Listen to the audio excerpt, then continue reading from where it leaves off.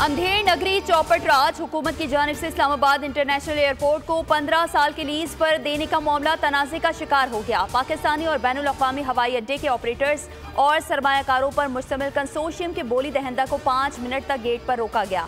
अब ताखीर का बहाना बनाकर तुर्किया की कंपनी को नवाजने की कोशिश की जा रही है। कंसोर्शियम के बोली दहिंदा ने हुकूमती इक़दाम अदालत में चैलेंज करने का फैसला कर लिया।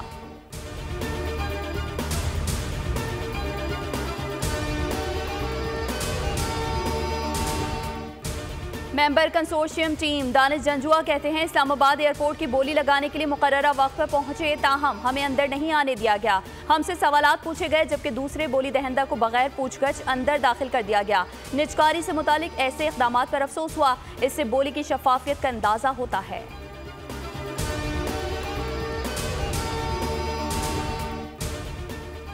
और वज़ीर आला अमी गंडापुर को टाइम दिया गया, हमें क्यों नहीं दिया जा रहा। खैबर पख्तूनख्वा असम्बली में अरकान में हाथापाई, अरकान आपस में गुत्थम गुत्था हो गए, एक दूसरे पर लातों और मुक्कों से हमला।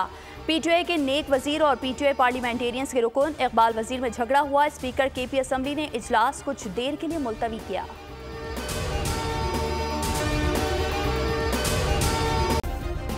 सब्सक्राइब करें और बेल दबाएं ताकि कोई खबर रह न जाए।